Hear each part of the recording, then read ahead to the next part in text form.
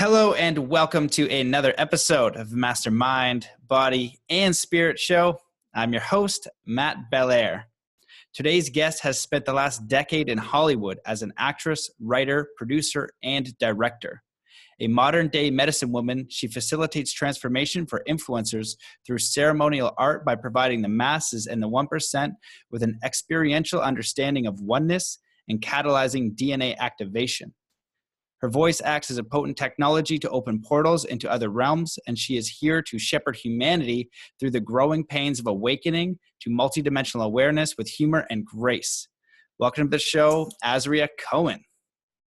Thank you. Thank you. Yeah, humor and grace. I think that's kind of probably the most important piece of that whole bio is like, can we maintain humor and grace throughout this process? Yes, we can. Yep, that's a good one. I'm constantly... I'm more of the serious and direct one, and your partner's with Adam Roa, who's been on the show a number of times, and we met in Egypt in person. He's such an amazing human being, and we had a deep discussion about art through awakening, and you guys are both extremely talented. I was privy to a special video that I watched, which was really fascinating. So do you want to just give people a little bit of a background on who you are and how you got to where you are today? Then we're going to dive into what you're creating and how you got there.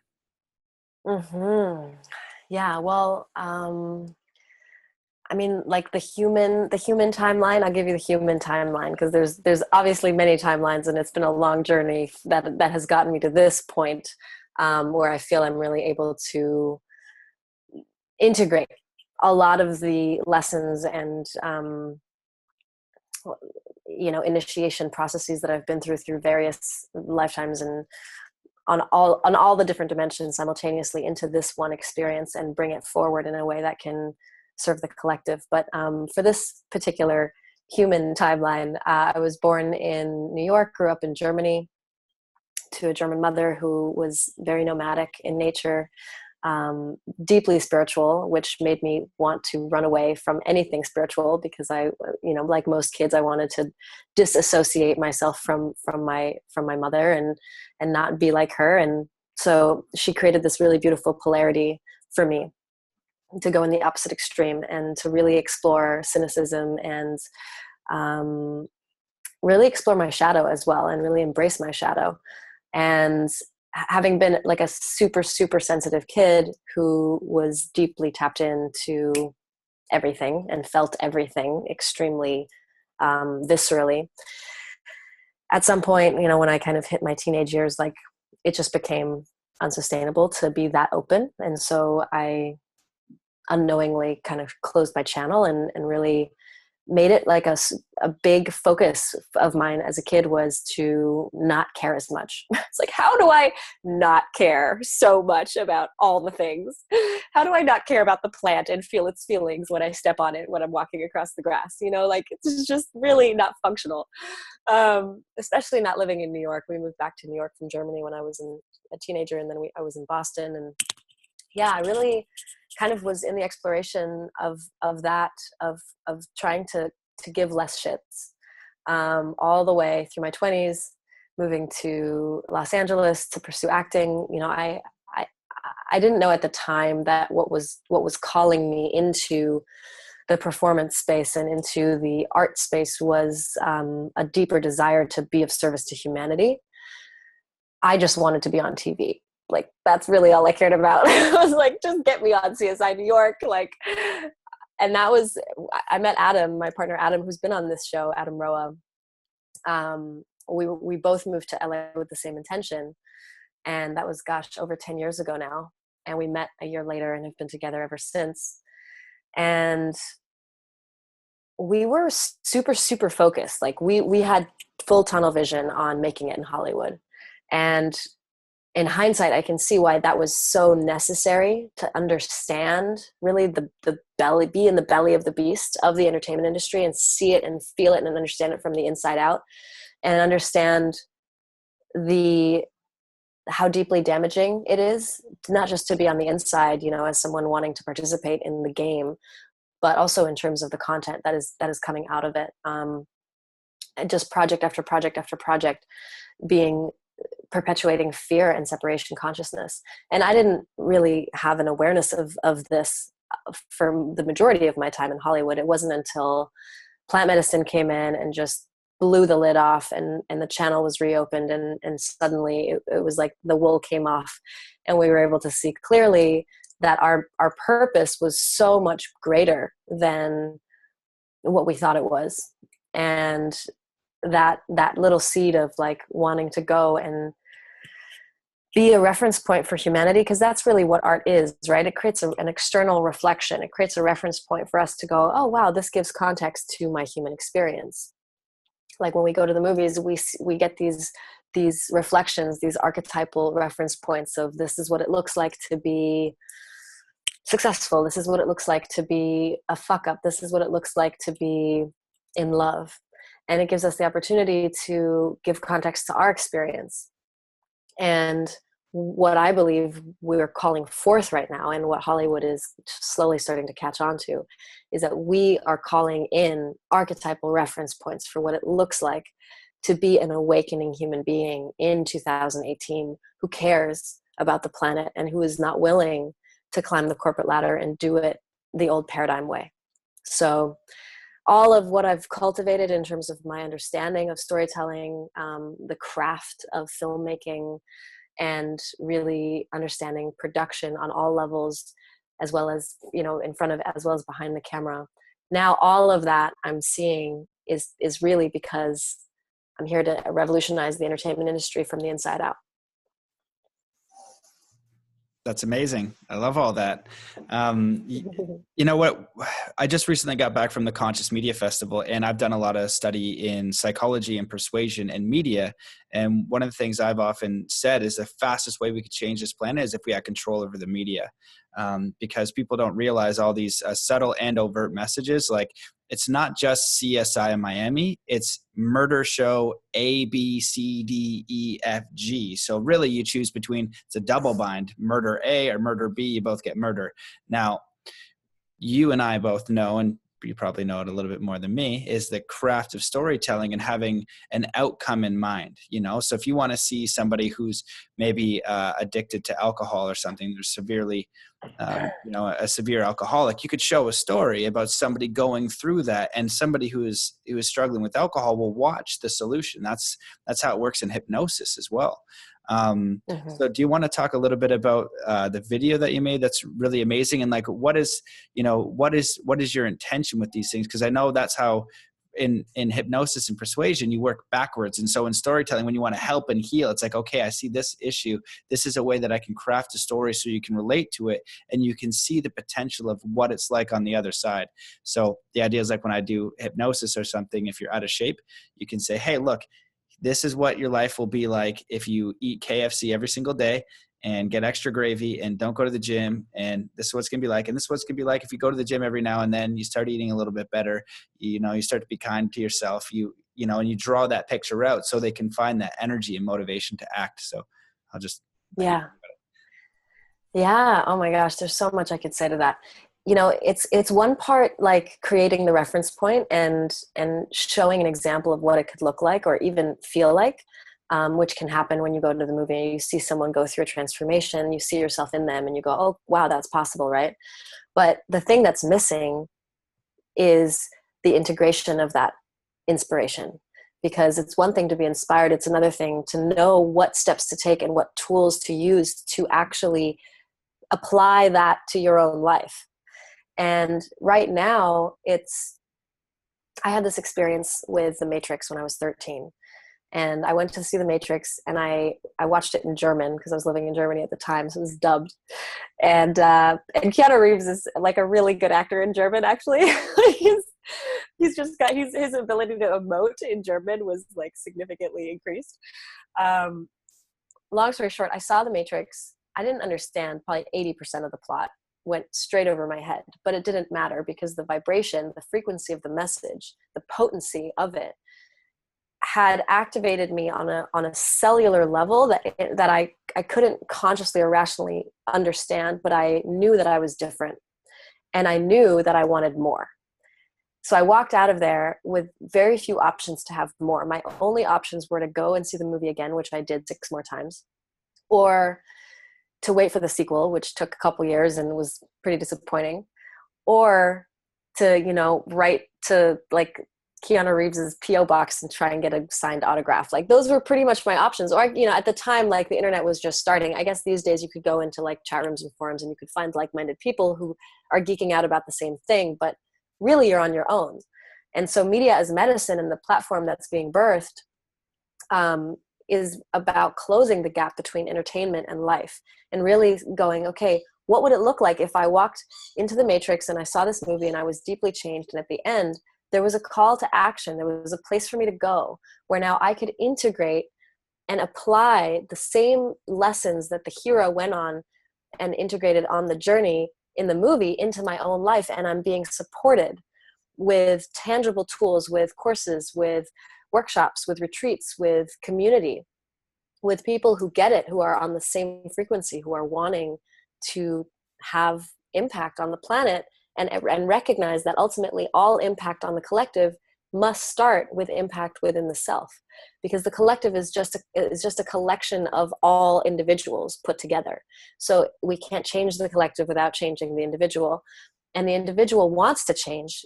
We can feel it, you know, in our, all you have to do is turn on the news or go on Twitter for 2 seconds and you'll see how desperate we are for change and for things to be different. And yet there's so much noise, especially in personal transformation, like that industry, right? And it's booming, but it's like option paralysis. Like, where do we go? Who do we listen to? So many contrary opinions and so much advice just being bombarded. We're being bombarded with it every time we go on Facebook or Instagram. And it's very difficult when you don't have that discernment and you don't have that deep connection to your own intuition yet to know what actually works. So then you're in the trial and error phase, right?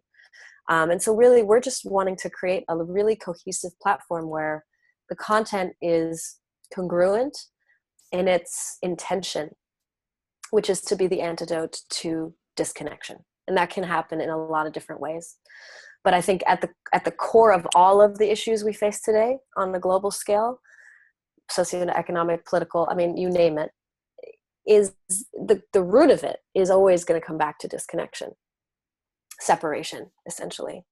And so if we can go in to the core and start to unite and create a reunion of all the fragmented aspects of self, really, of our own consciousness back into wholeness, and really provide an experiential understanding of oneness, because that's it, right? And that's why psychedelics are so powerful, is because they give us an experiential, not intellectual, but experiential lived experience of oneness, even if it's only for a few moments. We can't unsee that. We can't forget that. It's like fused into us somehow.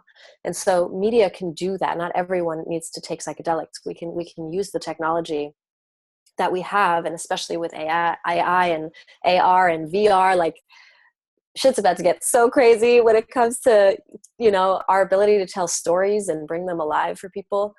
But yeah, the intention is to create an experiential understanding of oneness, which really is ultimately going to be the antidote to disconnection. And then to build tribe from there, you know, because that's another key component here, is like, when I listen to the conversations of what people really want, and these are people who have all the things, a lot of them have the money, they have the status, they have the impact even, but what they really want is tribe. They want people who get them to share their life with on a day-to-day basis. And the thing about tribe is, and especially conscious tribe, is in order to be able to participate in tribe, there are certain foundational sort of things that have to be integrated for an individual, like communication skills and emotional intelligence and these types of things. If you don't have that, it's going to be difficult for you to coexist in harmony with other people. And so we want to teach people that piece so that then they can plug into tribe. So you asked me about the video I created, which is called the activation video.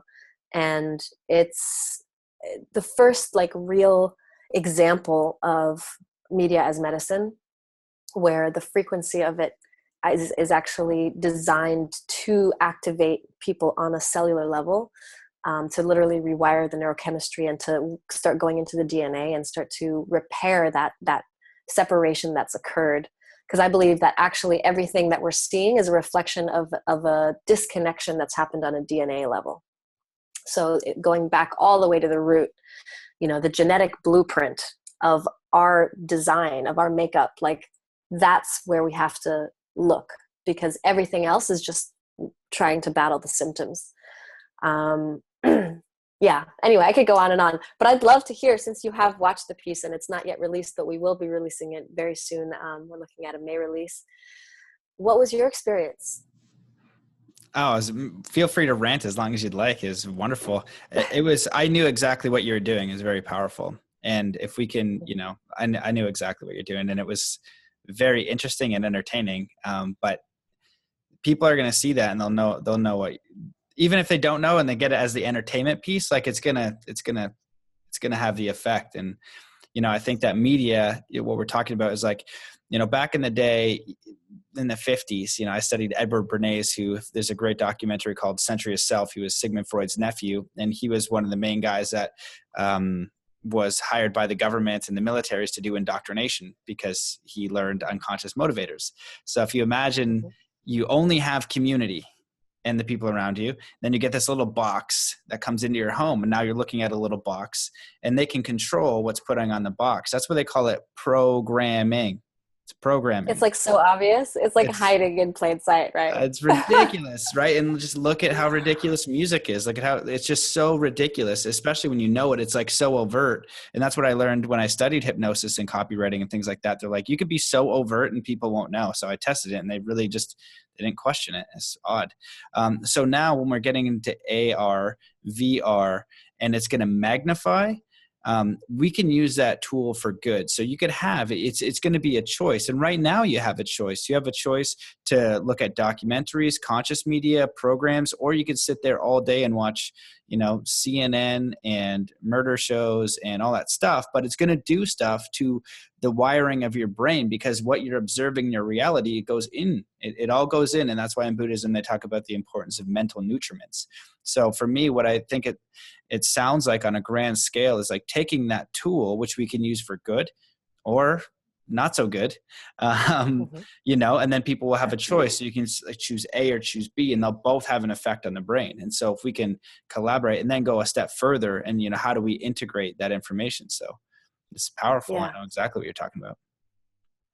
Yeah. If we're looking at like massive global issues, and we're going, okay, how do we give the medicine? How do we give the good stuff to all the people?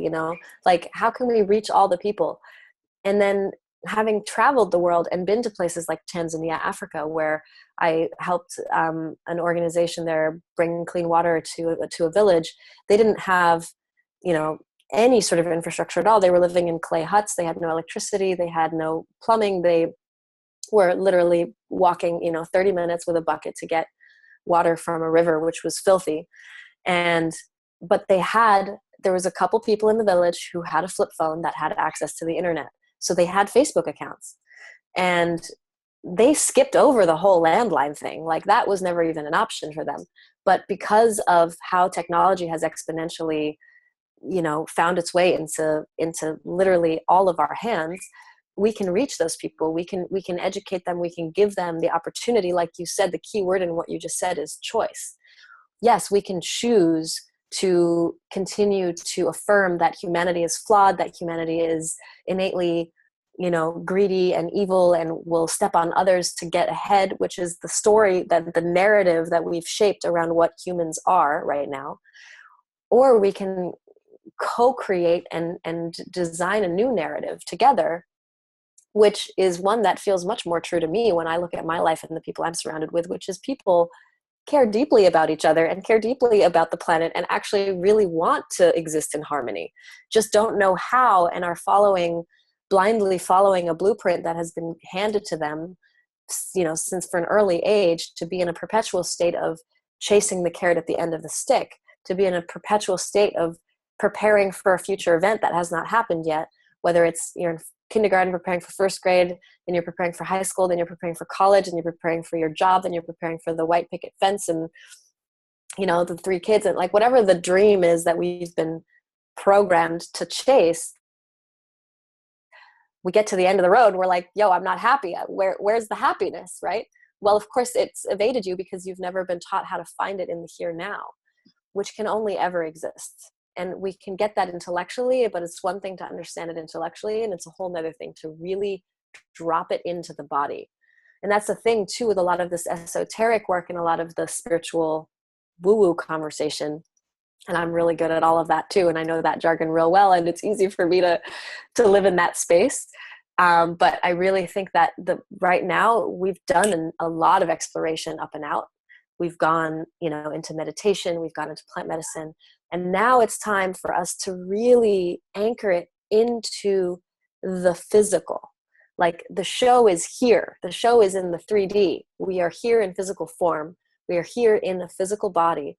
And in Eastern traditions and philosophies, we saw spirituality was a huge forefront of the collective conversation, and a huge goal, right, was to attain enlightenment, was to transcend the physical, leave the physical behind, and the physical and all physical desire was rejected, as not spiritual. And when you look at the places where that was most prevalent, specifically India, those are some of the most poverty-ridden places on the planet, because the physical has been ignored and denied and repressed. And then you look at the Western world, where it was the opposite extreme, where we basically made the physical, the material, our God. We made money our God. We made the more we can accumulate, right, the better. And we ignored the non-physical. We ignored the spiritual. And now we get to see the repercussions of going too far into that. And so now, again, in this age of reunion, it's like integrating all of it. It's all God. It's all divine. It's all everything is everything, right? Like, there is actually no separation. And so therefore physical matter is just as spiritual as non-physical. And when we see that, then suddenly everything changes, because suddenly we recognize that we are also divine. We are not separate from it. And therefore how we treat our bodies and how we treat ourselves and how we treat this earth must change. So that's kind of, the bigger picture, in terms of the shift that I see happening on this planet when I talk about shepherding humanity into multidimensional awareness and the growing pains of that. And I really think that that's what this boils down to, is recognizing that while we are here in this current experience in a physical body, our ability to, our consciousness is able to access so much more than that. And the purpose with which we're accessing more is to make this human experience as enjoyable and beautiful and profound as possible. Yes. Hardcore agree with all that. It was so good. Yeah, I 100% agree. But I think you touched on a lot of great topics there. And one of them would be, I did a short video on like woke versus unwoke, because that word bugs me, and because it bugs me, but it's fine. And so it's obviously my crap if it bugs me, but people will use it, and if they don't know what it means, and it's become popular. And so you could, I'll kind of say some stuff and then you can come back with it. But like, I can kind of see like the process of you going into Hollywood and, wanting to be on TV, and it's like me. And then you have this idea, like, even if you got it all and you're successful and then you did it, it's like Jim Carrey said, I wish everybody could get rich and famous, so they know that that's not the answer, but you don't know it's a carrot yet. And the thing that's like, for me, being like not awake, quote unquote, is you're chasing something. You don't know where it's an external force telling you to go chase it, or it's not coming from you. It's not being birthed from your own clarity, your own heart. So that's one of the things. And it's also usually based in a fear state. It's survival and it's scarcity. So that's why we got to stack up so much dough. And then on the other side of that is it comes from you, and you're operating out of love and faith, saying, hey, look, I'm going to let all of this security go, all of this certainty. And you don't have to necessarily even do that. I'm sure smarter people could bridge the gap better than I have, and some other people, but you're at least intending on something that's coming out of you. And then the other kind of difference that I would speak about usually is going from service to self to service to other. So it's like, how can I contribute? And, that ultimately is service to yourself. If you imagine a forest, and everything's growing, and you're supposed to be this like tree, but you're trying to be like this shrub bush because somebody's telling you to be a shrub bush, and you're not being the tree. Then all of a sudden you remember you're a tree, and then you grow big and strong, and you do all the things that you do, and then all of a sudden you got squirrels, and everybody is collaborating in the forest. And I think that when we grow as individuals, like from what we are, that's going to collaborate with nature. We're in natural harmony, being connected with what we are. And that's a big difference in those words that you were kind of touching on. And the last thing that I'll share, because I want to, hear your perspective of, the awake and the asleep, that transition. And so the other thing that I think is really important that you're touching on is what you're talking about, shepherding. And I was with David Lone Bear Senepas for 2 weeks. He's been on the podcast 3 times. He's a native elder of the Mi'kmaq Nation. He has like a 20,000 year lineage, apparently. He has these ancient copper scrolls. He's very, like, he's known. Like, I checked it out and I was like, oh my God, people know who this guy is. And he's so behind the scenes, but wants to bring these star teachings to the people. And this is his, like, the culture knowledge, what he was, he said on the podcast that he was trained for 26 years by 600 different beings, like, people and beings and elders. And so I'm talking to him about anything I can imagine. It gets crazy into Atlantis, and it gets pretty grounded. And all of his stuff is really grounded. He's like, look, you want to make a difference on the planet? I was like, yes, I want to, it's so messed up.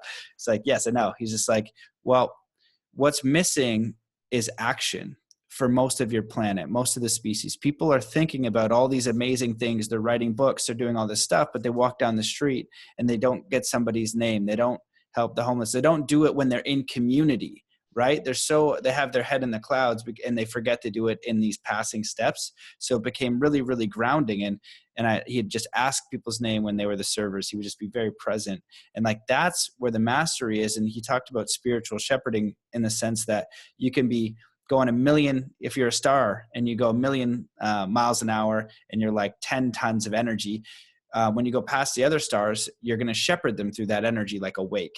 Now, through daily action of actually doing actions of kindness, not thinking about kindness, not doing all these things and me just doing the podcast and forgetting to be kind, doing daily actions of kindness over a year, 10 years, 20 years, I become maybe 1 million tons. And now that wake of humanity and things like that are going to be moving. And now that we're shepherding through example, in the same way that Bruce Lee has been dead for, years, but that example still stays there because he was the master. So I got a little bit long-winded, and I'll throw it back your way to comment on any and all of that. Oh, wow. Yeah, no, I so agree with that. And 100%, like, what we're really talking about is entrainment, right? So the phenomenon of entrainment being that we as energetic beings will match the dominant frequency that's in the space. So when you walk into a club and the beat's loud, like, one of the first things that happens is a lot of times your body starts moving to the beat and matching the beat. That's because the beat is the dominant frequency in the space.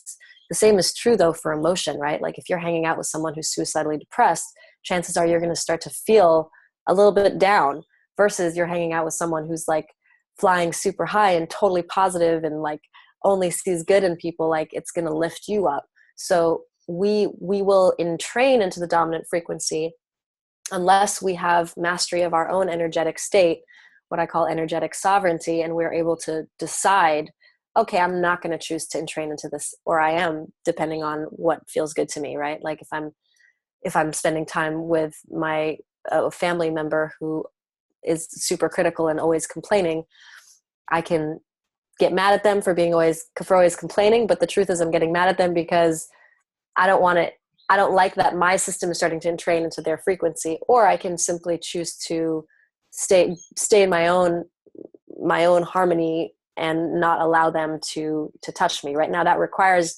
mastery of my emotional state and of my thoughts and of my beliefs and all of that, right? And that's why so much of the action that I think is important to take is the tangible application of the theory that we've gotten from the personal development world into our day-to-day life. Because I see so many people accumulating more and more and more information, but then when is it actually being applied in real life? It can only ever happen in real time. It can only ever happen in the present moment. in that moment when you're triggered because you got a parking ticket, like, how do you choose to respond? And how present are you being with the part of you that's triggered? Like, you could turn that into that experience of being triggered by getting a parking ticket could become a breakthrough if you had a journal in your car with you and you chose to sit down right then and there and get super clear with what's going on within you. The thing is, most of us go, ugh, I don't want to feel that way, and project our annoyance onto the external thing that created the annoyance, and then try and distract ourselves from it.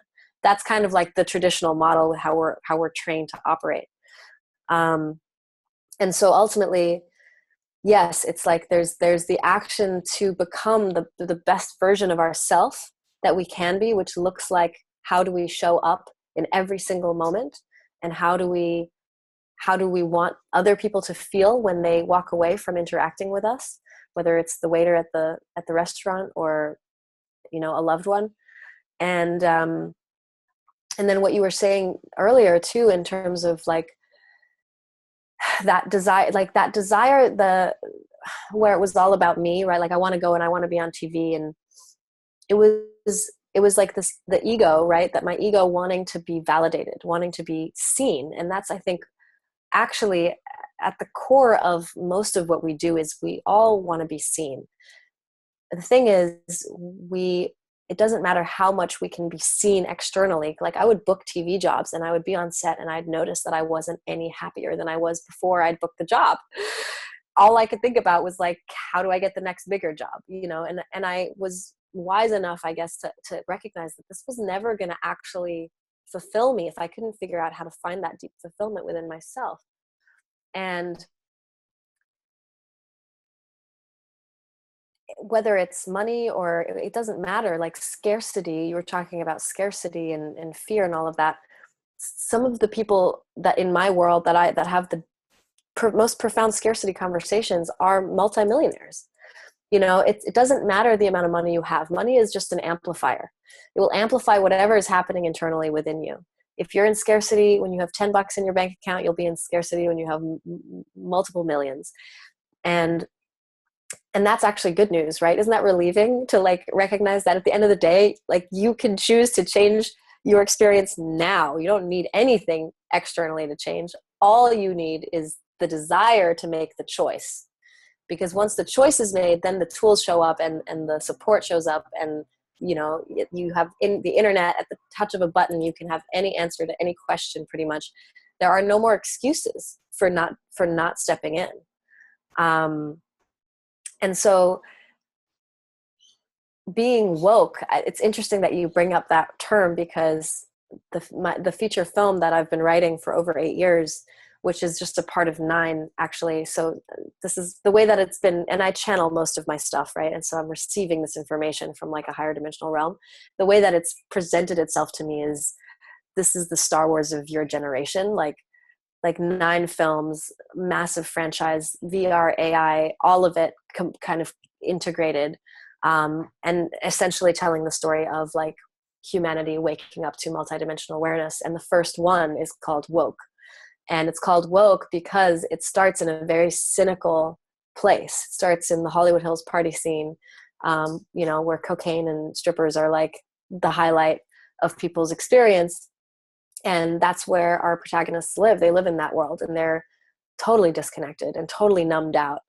And through plant medicine, they start to awaken and become woke. But to me, woke has a cynical energy to it. It's like the way that it's held collectively is a lot of people, first of all, don't like the term, right? And then also, being woke is like becoming woke to all the shit that's wrong in the world kind of thing, which is also really interesting, because if we truly claim our creatorship, if we truly let go of victim consciousness entirely, and we recognize that we're co-creating this experience and this reality is a reflection of what's happening within our own consciousness, then even the story of the world is fucked up and we need to save it has to go, because we'll keep creating more of a world that needs to be saved as long as we keep running that program. And that's another trap, right? And like, we can get lost in the like, okay, now I found my purpose. I'm here to save the planet. I'm here to have an impact. I'm here to be a light worker. It's like, well, don't we want to actually live on a planet that doesn't need to be saved? And if that's the truth, then how are we talking about the planet? How are we talking about where humanity is at? Which words are we choosing? Like, to be so intentional with everything, because everything, every word we speak, every thought we think, all of it is creating the template for the experience that we're living. Beautifully said. I love all that. Yeah, it goes, I think it, like, the root of it is this disconnection, right? We feel we're more connected than ever before. Remember pen pals? Like, I barely remember that. And you have a pen pal and you write them, and like, they would write back. People who listen to that show that are probably 25 or younger don't even know what a pen pal is. And that was recent. And that was a connection to a different country. Now we can connect, and we've gone a step further where everything's artificial. It's artificial likes. I got to be seen on TV, because at the root of that is this unworthiness. It's you're not good enough as you are, and you need validation outside you. And that's like a root. And when you put it through story, it's really powerful, because people are going to put themselves in that story. And really that's the work. It's the integration. Because even when you do plant medicine, that's another thing. Like, the word woke, like I was saying, it's like so many people are using it, but they, and on the one side, it's really good because it's creating a conversation around it. And it's like, okay, what does that actually mean? Well, woke or awakened. Well, what does it mean to be awakened? What does it mean to be enlightened? And, I looked at that for a long time. I traveled the world. I still look for it. And I feel like I'm enlightened in the sense of the way that I see it, which is there's a couple characteristics where one is you take 100% responsibility for yourself. That's to me an enlightened being. It's not supposed to be this reserved for Jesus and Buddha, and like they were the enlightened ones and everything was easy and you floated on a cloud. I thought that for a long time, and I meditated my ass off for a long time to get there. And I was like, when is this going to happen? Now, through those experiences, I had the multidimensional experiences of oneness. And then the second thing is that you go from service to self to service to other, but at the same time, you are selfish in understanding what you want to create, what your joy is. And that joy is in natural harmony. And so those are two simple characteristics. So even if you are awakened or woke, it's like, okay, you do the plant medicine, you see ayahuasca, and it's like, yes, oh my God, it's so clear. What are you going to do the next day? What are you going to do the day after that? Are you going to go right back to everything that you were doing before and say no and shut it down? And a lot of people are doing that because it's not really easy to walk the path. It's really easy to think you're walking the path. And I give people a lot of credit to even look at it, because it shatters every bit of your reality that you had before. It's shocking. It's like, whoa, I was chasing this. This isn't real. Who am I? Now you start from scratch. And that's a deep task. So, kudos to all the people even thinking about it. Right. But that's what we're here for. I think that, we look at the planet, and you're talking about the story we create. Whatever we give attention, energy, and focus to, we get more of. Also, you can say the planet is terrible and everybody's out to get you and it's evil, or you could say it's beautiful and harmonious and everything. And they're both real, but the only person it's going to affect is your own reality.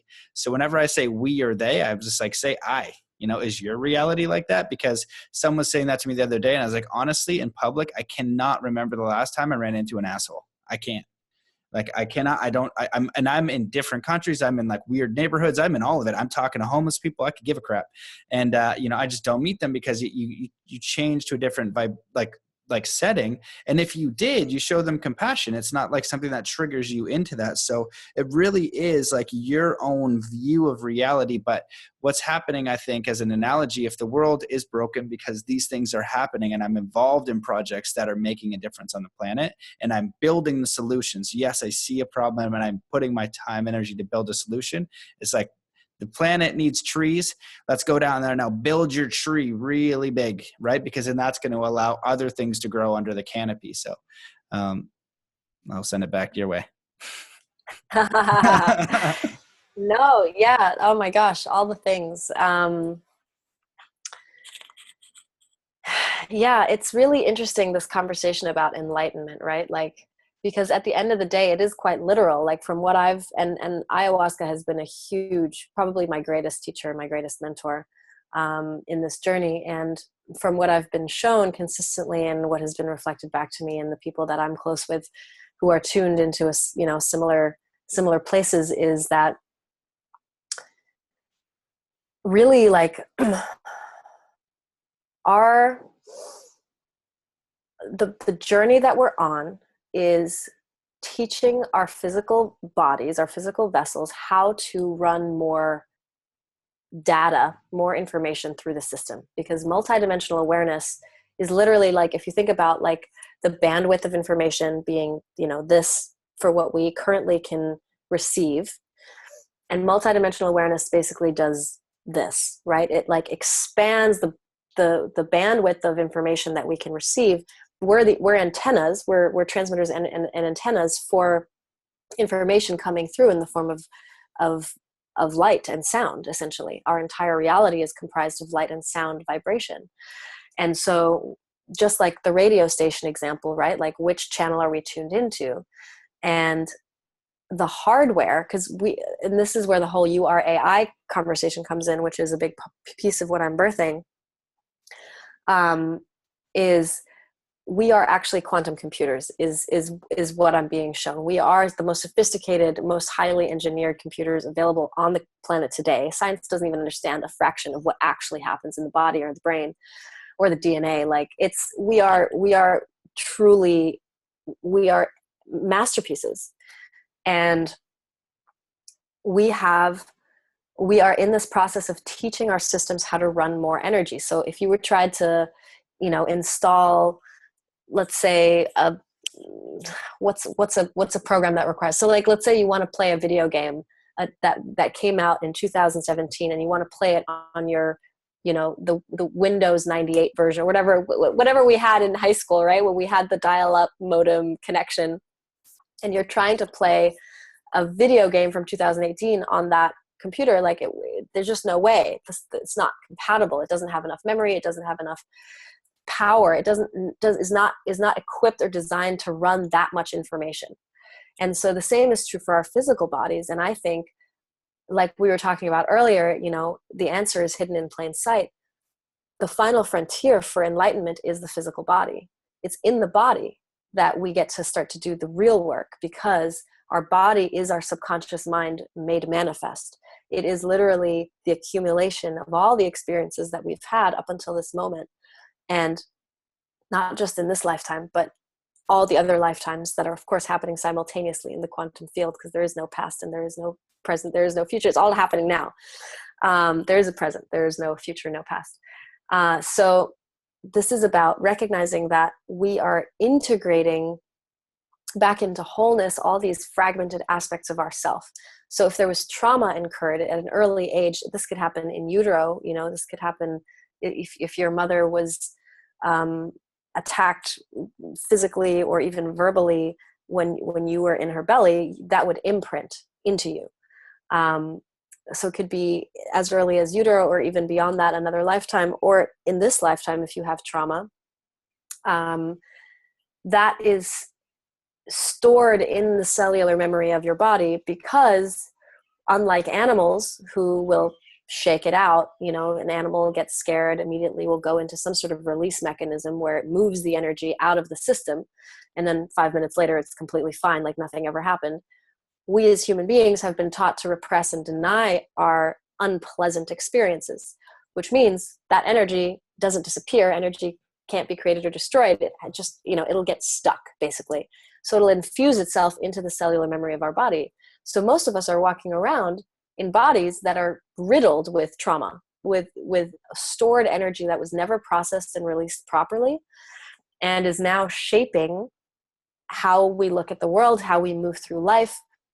You walk into a party, you get social anxiety, you don't know why. It's because there's trauma in your body that's subconscious that you don't see, that is running the show for you. So our conscious mind is only a very small percentage of, that's why manifestation, when people first start trying to do law of attraction, they're like, but I visualized the thing for like 6 months and it didn't happen. It's like, great, 15% of you visualized it.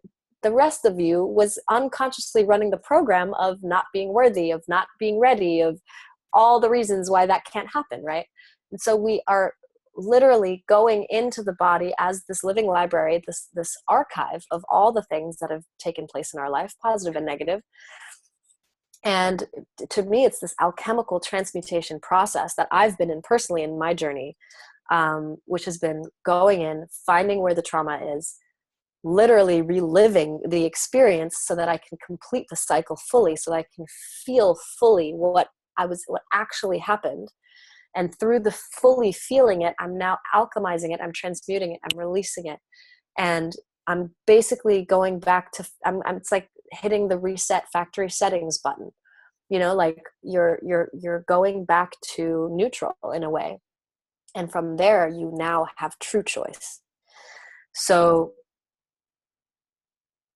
being woke is bringing the body online, in my opinion. It's not like the conscious, as what's his name? I'm blanking on his name. A spiritual teacher in the Matt Kahn, who I really love. I love his sense of humor. Matt Kahn was saying, like, your consciousness is fine, yo. Your consciousness knows that it's infinite and that it's, you know, like, your consciousness is not the problem. It's not about waking up your consciousness. It's about catching up your body to also know that, meaning identifying all the subconscious programming, bringing it into the light of awareness, enlightenment, and then deciding, what do I do with it? You know, I can't ignore it anymore. Like, the shadow is here to be transmuted. It's coming forward right now on a global scale. And that's why we can go and look at humanity and say, oh my God, everything is getting worse. Things are getting worse, you know, at an exponential rate. But just like a healing crisis, when, you know, if you have a wound, the wound will not heal until the last splinter is out of the wound. And sometimes that can look like a lot of gnarly pus and all sorts of stuff coming out, but really that's a sign of healing. And so we're in the pus phase, like the collective pus phase. And it's not pleasant, but it is a sign that there is massive healing happening, I think. And I believe that there's already so much light that's being anchored on the planet. That's the other thing then with, you know, as we teach our hardware to run more light, because the vibration of the information that's coming into the planet right now, of oneness and unity and harmony, that vibration is not compatible with the vibration of trauma and fear and separation. Which means if we have the intention to receive that information, we start opening our, you know, our third eye, we go into meditation, all that stuff, as by default, everything that's not in resonance has to come up and out, has to be brought to the surface of our awareness, because otherwise the two can't exist. They're not compatible, right? So if we have the intention to make millions of dollars and suddenly we're more broke than we ever were, that's a sign that we're moving towards the millions of dollars, because it's showing us where all of our scarcity is by creating a circumstance that will trigger the deepest layers of our scarcity. And I think that's the piece that is missing for a lot of people, is understanding the polarity of the game that we're playing and recognizing that this is a game of embracing all of it, every single aspect of it. Not like the light and the love is great, and it's only half of the equation.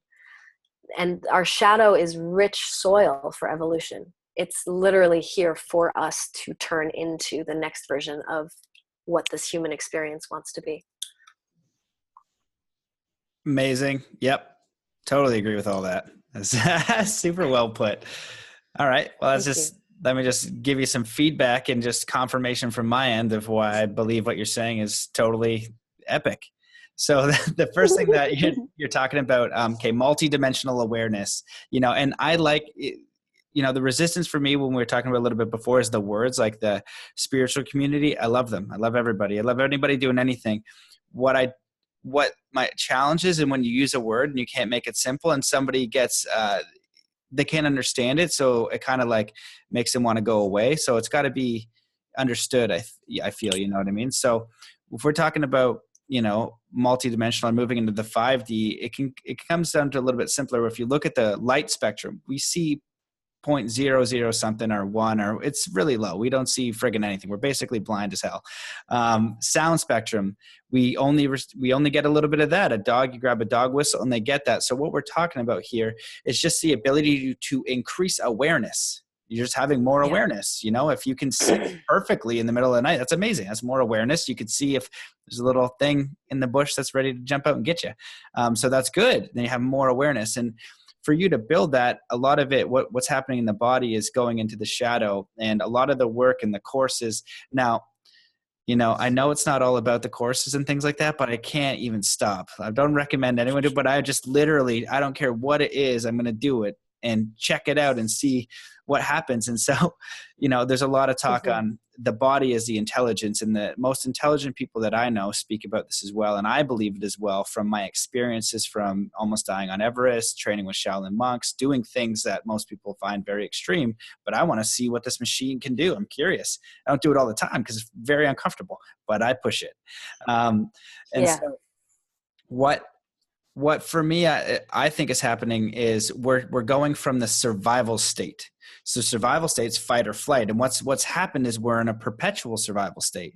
And this is being amplified by our environment. So like you talked about the animal, you know, the tiger comes to get it, scared, run away. But what happens if we store the trauma in the physical body, like you said, and what happens is it'll come out as ulcers or cancer or whatever later in life because you haven't processed it. And the way that I kind of share it is like the body is like the information or the computer, right? And you have a trauma. And if it's really bad, you know, like maybe, you know, something really bad, we'll just say all the options of terrible stuff that can happen as a human. The more terrible it is, you know, your daily experience might be 0.5 megabytes, but if you have a trauma, it might be like 20 megabytes in your terabyte in the liver. And you don't know how to process that, to clean it up. And that's what it means to go into the shadow if you haven't looked at it and made peace with it, because that energy is going to stay there in your body. And when you learn how to basically go into that, heal it and let it go, what happens is you learn how to do this in your daily experience. And people don't know how to do that. They go through life and they get mad at the traffic light. Then all of a sudden they're storing it and they're throwing this energy away rather than the body holding that energy. And that's where divine neutrality and awareness kicks in. You see the external, but you're not giving it your energy. You know, somebody cuts you off in traffic and you flip them the bird and you yell at them, and then you tell everybody at work about this person, and then you tell people at home about this person. You're literally just giving all of this energy away that can be used within the body. And so we're moving from what I believe a survival fear state into just a natural state. And that's when higher level awareness can turn on. That's where senses can turn on. That's where we start to break into, what can this spaceship do? What is this body really capable of? And you can really tune into how magnificent the body is. And as I'm ranting here, what I'm remembering is I finally finished the books I've been talking about on the podcast forever. There's 6 of them, though, at least. The Life and Teachings of the Masters of the Far East. And these masters are doing bilocation. They're doing group healing. They're doing all this stuff. And they always say, you know, do you think what we're doing is special? You can do this. You in the same, it's like, look at your animals on the planet. They can sense things from miles away. You're superior. You're far superior than these incredible animals with these incredible abilities. You are beyond that. So when you tap into it and you can connect with it, you're going to go far beyond what these guys are. And so the last thing I'll say, as I was taking notes, is Gene Keys. If you looked at Gene Keys by, I think it's Richard Rudd. Something Rudd. But if you go Gene Keys, I believe it's Richard Rudd, it talks about the shadow and going into the shadow. And then every person's shadow comes with gifts, right? It's kind of like when you go digging and digging and digging into the crap, you find the gifts. And there's always a gift from it. And that's what we're doing. We're all becoming essentially butterflies or whatever by going through our trauma and really connecting with ourselves. And then we get to see this earth as a playground, because this is heaven on earth, or it's hell on earth, or it's anything in between. You get to decide that. And it doesn't mean it's necessarily going to be easy, but let's just say you went down to the beach and you lived in a hammock. Maybe I'll get into it later because I've been going for a while, but I met a homeless guy and I posted something on my Facebook about him. This most incredible stories he was telling me. But on a financial note, he's like saved up like $7,000. He's telling me like one day he made like $800. So like if you wanted to live simply, you could literally get a hammock down at the beach, have some bottles, and eat a sandwich. That could be your life. It would be amazing. You wouldn't need anything else. It'd be awesome. You could go beyond that. But I'll kind of leave it with that because I kind of went down a rabbit hole. But you said so much important stuff, and I wanted to just share that because that's what this is. It is multidimensional. It does get really wild, but the principles are simple, and you just got to do the work, and you got to be willing to go through your own dirt and start to apply these techniques and not just see them and hear about them and write about them and wish about them. Just start to make the steps in that direction. So do you want me to ask you a question? And well, let me just say one thing about the multidimensional awareness thing. It's like we're already multidimensional.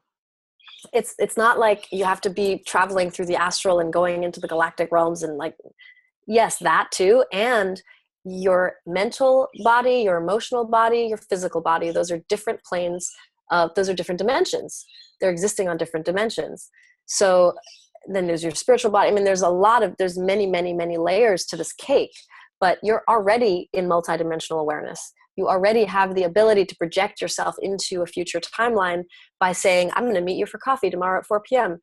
You've now essentially, that's multidimensional awareness, is the ability to project yourself into a time and space that's not now. Animals can't do that. We have developed that ability, and therefore we're already living in the 5D on a day-to-day basis. There's even the whole idea that like 5D is over here and you have to like attain it is bullshit. We're already living in 5D. There are higher dimensional realms, all the way. Some say like 12 dimensions. There's different ways of splitting them up, where there's more and more access, like a video game. Every time you like complete a level, you upgrade, you go to the next level. There's new rules to the game. There's new information. There's new superpowers. And I think that's also why we're seeing so many superhero movies in our collective right now. Like that's reflecting back to us our own superhuman abilities. And again, going back to the DNA, right now we're using, the tiniest percentage of our DNA. The rest of it is offline, scientifically proven. Scientists have no idea what to do with the rest of it. They've labeled it as junk DNA, but actually that is the stuff that houses our superpowers, and we can bring it online, and we are bringing it online. And that's where AI has come through me as this reminder that like you are AI, ancient intelligence, and there's nothing artificial about you. You are an ancient being. You've been around for many, many eons in many different incarnations, and there's nothing more sophisticated than you. Even the artificial intelligence that we are creating as human beings, while it can seem scary and like, oh my God, it's going to take over the world, it's our child. We're the ones creating it.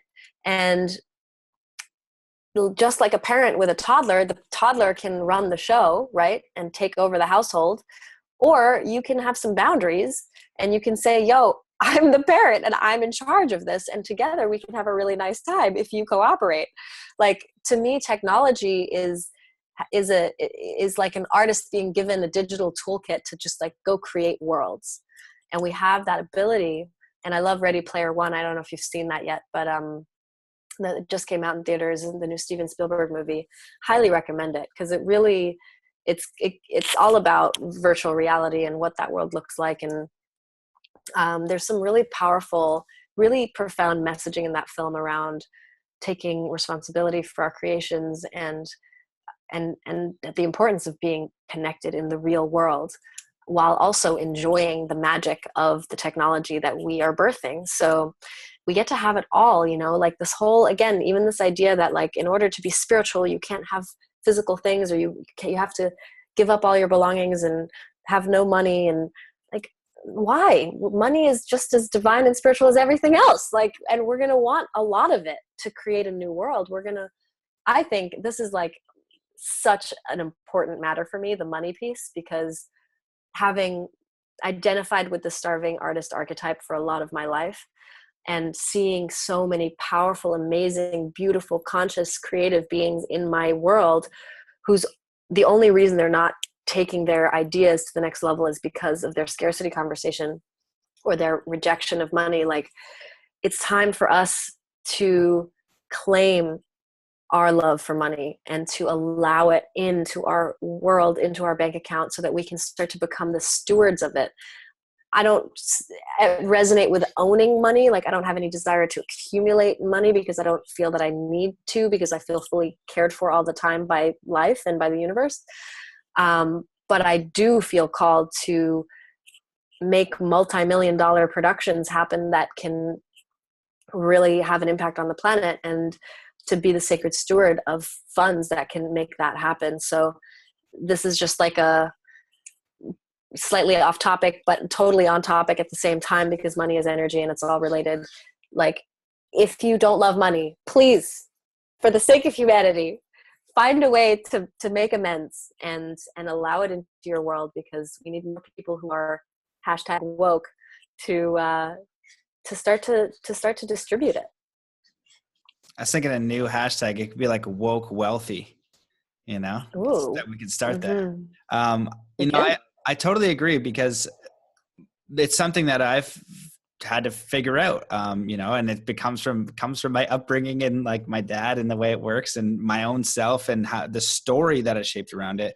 One of the things I did actually was create a chakra system of the money, and each value of what it could be, like, with more money, like money is giving, money is kindness. And I would put all these things like through the body chakra system to rewrite my story around money. It's been a really big struggle for me. But in the same sense, on the spiritual sense, I've been able to, last year I had a big loan and it ran out last year at like May or something, not even May, like April. And I went to Oregon Eclipse. I went to Burning Man. I went to Egypt. It all happened because I was like, yo, universe, sort this out for me. So it's both sides, and I need to allow it in.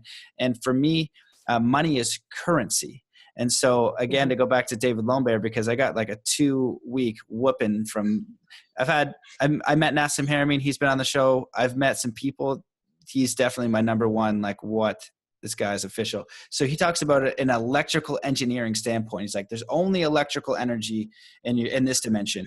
And he showed me like 13 triangles with like alien symbols on them, explaining how the body, which is a machine, a very advanced machine, is here.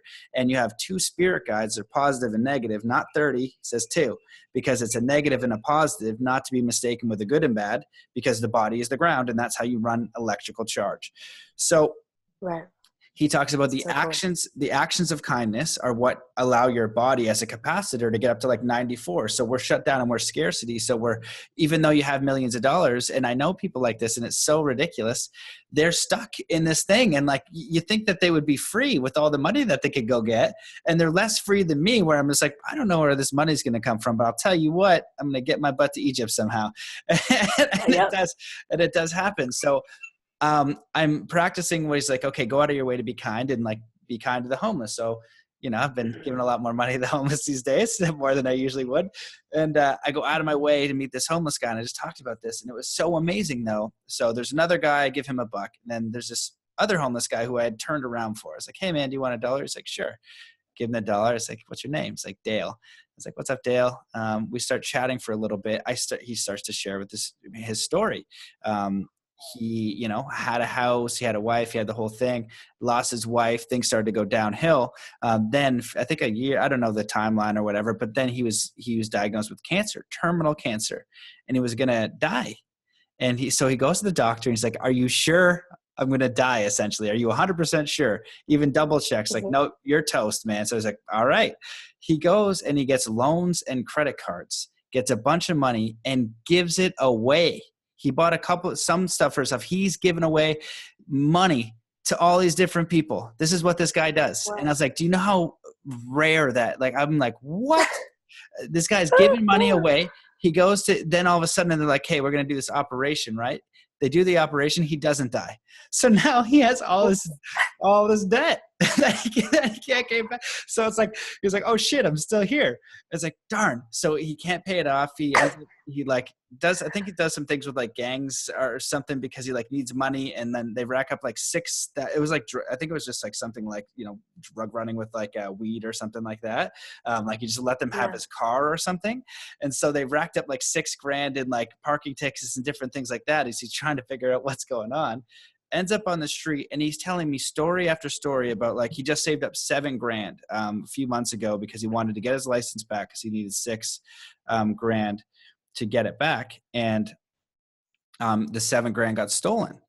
Then he's back to zero. He goes and he finds $20, and there's a woman doing laundry, and she has like a hair salon or something, and somebody steals her money, so she can't finish her laundry, and she's a little bit stressed out. So she just gives her the $20. There's another story about like, and that's all he had on him, so he just gives it to her. His friend was like, I don't know what it's called, like bugging out on being really addicted to drugs or whatever. So his last little bit, he goes out to get him what he needs, which I think were drugs or medicine or whatever, but to get for his friend. So this guy, this example of like unbelievable compassion, even like when you have nothing, but he's still giving. And so the thing that I'm learning and witnessing me do this is like, if we are in an electrical universe and this theory holds true, and I'm allowing the free flow of energy or currency to go through me, then the universe can allow more currency because they know I'm not going to hold on it with all of my might and think about my ingenuity and strength and just hold on to that sucker. It's being flown into this. And actually, I'm explaining this. I'm kind of getting my own understanding into this dimension. We're flowing it down. We're flowing information. We're flowing wisdom, and it's the action. And so, maybe people see me do it, or you do it, or whoever, they see that action of kindness. And so from a strictly electrical engineering perspective, it allows for more currency to flow with you.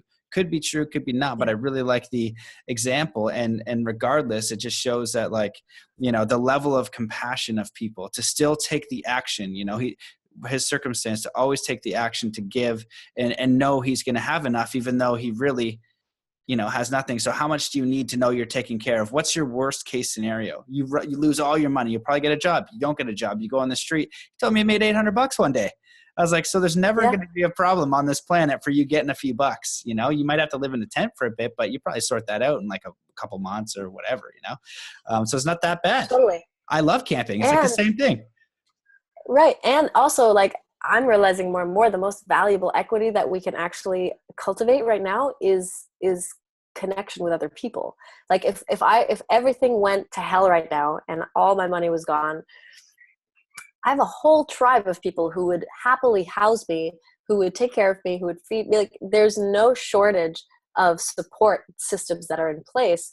And that's largely because of the energy that I've invested into being the best version of myself. So now people actually want to be around me, right? So like, if you're in tribe, if you're in community, it also changes, like, you realize that you don't actually need that much, and it's more fun to share. And what's her name? The Lynn Twist, who wrote The Soul of Money. She talks about this when she talks about meeting Maria. She talks about meeting Mother Teresa, and they're talking about the law of sufficiency, like taking just as much as you actually need and then letting the rest move through you, because you're not coming from a place of fear of needing it to accumulate for some future time where you won't have enough. And that's been a huge, in my desire to deprogram myself from scarcity consciousness, I have been time and time again been taken through these cycles of going back down to zero. Like, okay, you want to understand yourself as fully worthy and infinite and totally empowered with nothing in your bank account to reflect that back to you, or to give you that like proof that you are worthy. Here you go. Here's the experience. Here's the lived experience. And the first time I went through it, all my shit came up and I was terrified, and I had all these stories of how I was a failure, and it was like the most intense, worst time of my life. And I went through it a couple more times, and like I went through it recently, and I was like, yo, I'm fine. I feel no fear in my system. I know that I'm good. And that's the trust with the universe, with life, with ourselves that we have to cultivate. We get to cultivate over time. It's not something that we can just like decide intellectually and then that's going to be our reality. We actually get to live through the experience and face off with all the parts of ourselves that are in resistance. Yeah, I love that. And I think you're just touching on a really big point of the simplicity of experiencing it. And for me, it's happened time and time again, and I'm not worried I get frustrated. And that's something that I learn. I was like, how can I be 33, 34, do all this, and like you can't even do that. What are you doing? So it comes up, and it comes into like unworthiness and doubt. But once you kind of get run through that cycle, this is how you operate in faith, because you have to move first. If everything is all perfect, you don't get the same lessons, and it's really about your own evolution anyway. And again, like, to make it simple, like, you're not going to just die. You might die, you're going to die anyways, but like, if you lose everything, you're going to be fine. That the challenge is all that mental stuff that goes with it. You know what I mean? It's like, oh, you used to be this archetype of the businessman and you had the Mercedes. What do you drive? You're on the bus. Oh, you big loser. And you know what I mean? That's all your mind. You're just yelling at you, right? Like, it's not actually real. It's not. Your mind can find infinite reasons to condemn you and tell you you're a fuck up. But like, at the end of the day, if you can learn how to shut your mind up and go into the 0 point of presence, suddenly all of that disappears. All of it just goes out the window. It's like, oh, none of that's real. The story of like, oh, because I'm 33, I should have this amount of money in my bank account. Otherwise, society tells me I've done something wrong. Like, okay, is that a story we choose to take on? Do we still want to run that program, or do we want to maybe move on to something else? Like, totally up to us. Yeah. And you touched on a big topic there. It's just that internal critic. I'm hanging out with my mom a little bit more than I did as an adult. It was always like, I'd come home, we'd hang out for a little bit here and there, but nothing like to be around. And so I'm living with my mom and sister for like a month, and she's the sweetest, nicest, kindest human I have ever met, by far the most compassionate. She'll drive like 50 hours out of her way to make sure that you have food and you're fine. It's ridiculous. She'll do whatever.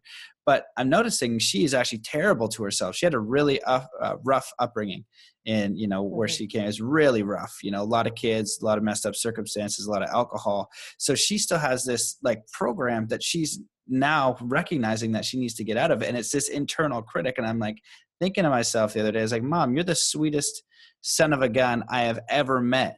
But she is that. But in that same beautiful, incredible being, she herself, through this polarization or whatever, is beating the crap out of herself. Just absolutely beating the crap out of herself. And you're just like, what? And this is what's happening. And if we can start to understand that internal critic, which isn't real, that's like the external forces. I think that's like programming, people, teachers, society, movies, all that stuff. It's like this entity that forms that you think is you beating the crap out of you. I would think that 90% of the planet, probably a higher percent, just beats the crap out of themselves. And it reminds me of a Wayne Dyer book that I read a long time ago. And there's this part where he's talking about his buddy playing tennis, and his buddy misses a shot, and he says something like, "Oh, you idiot." And Wayne just goes, "Hey, don't talk to my friend like that." And this friend just goes like, "What are you talking about, man?" Like, this is a weird thing. Yeah. But it's that creating distinction between you and it, right? Like when you say, yeah, I'm frustrated. It's like, are you frustrated? Are you your truest self frustrated? Or is it this aspect of yourself that's decided that somehow you're not good enough is frustrated? Like creating that very simple distinction suddenly changes the game. And that's why I love The Untethered Soul so much by Michael Singer. I don't know if you've read that book, but talks a lot about this. 100%. Yeah. And now you create that gap in that space, and that's awareness, and that creates freedom. Exactly. Because even I was going through it recently where I was like, I've been through the ringer with like, I was supposed to be in Bali, ended up in Manila, like going to the US Embassy, like trapped in the system with my passport, and then not being able to get a visa, and then getting super sick and just being like, I can't be in Manila anymore. Like I have to go somewhere else. And there was this part of me I could feel that was like, I just want certainty. Like, just give me certainty. God damn it, universe. Like, what the hell? And when I tuned into that part of me, my whole system was like, oh no, I don't need certainty. I'm fully certain. I'm fully good. It was my mind that wanted the certainty, but everything else, my true self, was totally chilling. It was like, oh, you're on an adventure. You're being guided. Like there's nothing else to figure out. Just have fun. And sure enough, it's been perfectly, divinely orchestrated in a way that my mind never could have come up with. So it's really understanding the mind and understanding the way that the mind has been programmed to keep us small, and starting to break through that. And speaking into what you said about the shadow and the gifts within the shadow, like so many of us are running the story that these things shouldn't be happening, right? Like even trauma, like that shouldn't have happened. That was a mistake.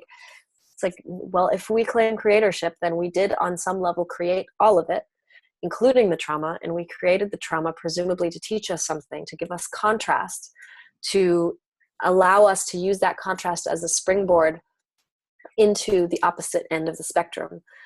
So if we went into the contrast or the polarity of like feeling totally unloved and totally forgotten by the world, then we also on the other end of that have the ability to go into the extreme of feeling totally connected and totally seen and loved by the world, because this is always going to be a game of opposites and polarity. And then suddenly everything becomes a gift. Everything has purpose. Nothing is random, and life just starts to reveal its magic to us. I love that. Yeah. And I love all that. And your story about, your redirect and everything going on. It's, the way that I presented it in my mind when you are made sense of it was like, just imagine like a younger you. It's like, I want to go on this trip around the world. Right. And so you're going, and then you got to go to, I don't know where you were, but what are the locations? So I was supposed to have a layover in Manila and fly to Bali, and I got stuck in Manila, and I'm in Australia instead now, going to Bali Saturday. Okay, so you go to Manila. It's like, okay, you got to go to Manila. You want to go here, but you went somewhere else. But if you went to Australia and you were just observing it as like a 4-year-old little girl or something, you'd be like, yeah, like I'm here. This is amazing. We're going to go somewhere else. Oh my God, this is so great. Frick yeah. Like we're going to Australia. What is that like? And you could literally have that perspective, but the mind has created an idea that you needed to follow, but this higher intelligence, this higher thing, or just life happening, just life and being in it, you're like, okay, I'm in it. Yes. What is this? Right? And so it's interesting how you can have both, and that little gap of awareness creates that beautiful choice. So it's a simple but powerful example we can apply everywhere. Yeah, and the truth is, and this is the magic of it, my plan was to go from my conscious bubble in Encinitas, Southern California, to another conscious bubble, which is Ubud, Bali. And that was like my plan, right? Go from one to the next. And instead, I ended up being in Manila, which is one of the poorest, like most intense cities on the planet. People are walking around with masks on their faces. The poverty levels there, like I had to go through metal detectors to get into my hotel. I had to go through 5 security checkpoints into the U.S. Embassy, multiple metal detectors. Like I was treated like, it showed me a side of the human experience that I have become disconnected from, because my reality tends to be very fluffy. And that, again, the shadow giving that rich soil, right? Like the amount of like potency that it gave to my mission, to be able to see like what is really happening to people on a daily basis, whether it's being stuck in the system that's reduced you to a 9-digit passport number, and your fate is being determined by a person on the other side of bulletproof glass that literally cannot have empathy. It's not part of the job description.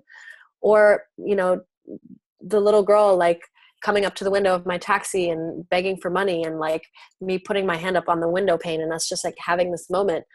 Like that gave a depth to what I'm doing, what I'm here to do with media as medicine in this movement and revolutionizing this planet, that I wouldn't have chosen that understanding, but I was calling it in on a deeper level. And so the universe provided me with exactly what I needed, but I didn't know that was what was being called in until I was in it.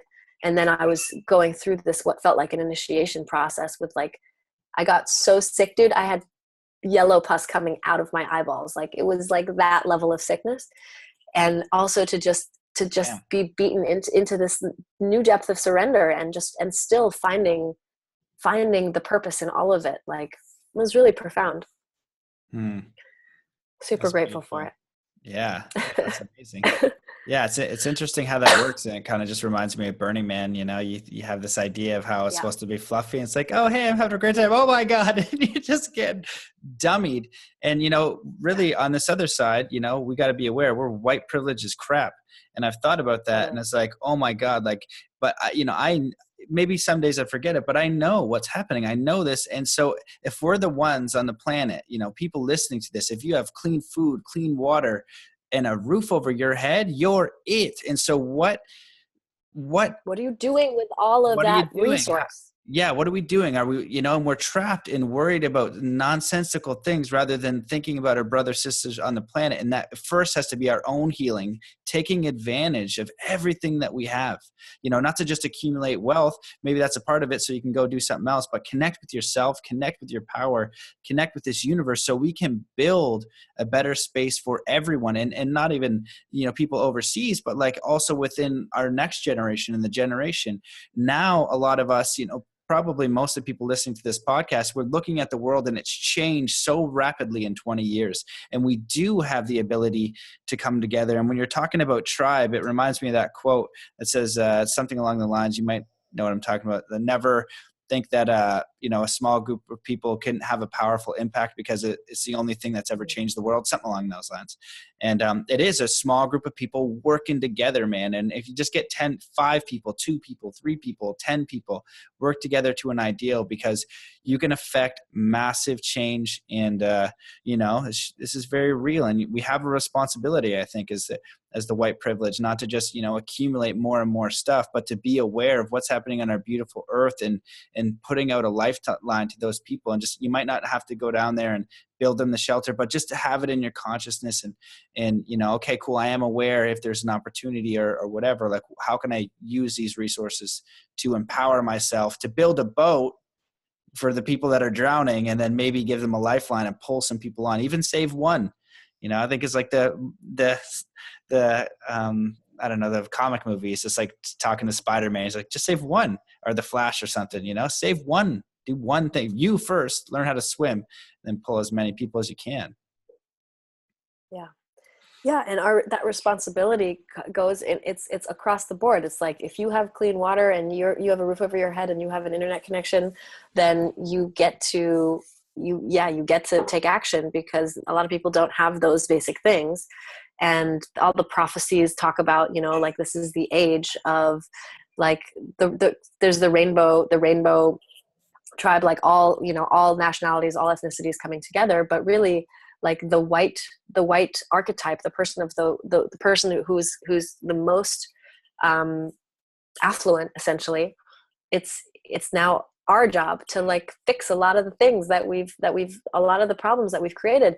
And the developing worlds, that was another thing that got so clear to me when I was in the Philippines, was the developing worlds really are emulating and copying largely America, because America is one of the major hubs for media and entertainment and pretty much all the programming that's going out into the world. And it's our responsibility to empower people in the Philippines to stop eating processed junk food when they live in one of the most abundant countries on the planet, and yet that's all they're eating. Like, that's because of how we are programming them. Our corporations are doing that, and that's not okay. And so, and rant, I feel like there's been a lot of ranting on this podcast, but it's such an exciting time. I guess I just want to summarize all of this by saying, what a privilege, what an honor to be alive at this time where there's so much quantum evolution happening in front of our very eyes, and to be able to participate in that conversation because of technology and the platform that it's given us to share our voice. I couldn't be more excited and grateful for the opportunity. Amazing. I feel the exact same way. This conversation has been a privilege and an honor. I just want to thank you for your work and everything that you shared and everything that you're up to, and taking the steps to walk the path, to take the actual actions. And it could be simple, it could be big. Just, I honor and respect you. And so is there anything that you wish that I had asked, or you want to talk about, or you want to close with, and just make sure that people can find where they can get a hold of you? No, I honestly, like, there's going to be a lot coming through. I'm just getting started, and I'll be releasing the video and some really potent audio experiences as well in the coming month. So the best way really is just to connect with me on Facebook and Instagram. Instagram is @Azria. And then my website, azria.com, you'll be able to find all information there for things that are coming out. But we are birthing a movement and we are recruiting. So if you feel the call, join us. We're going to have so much fun.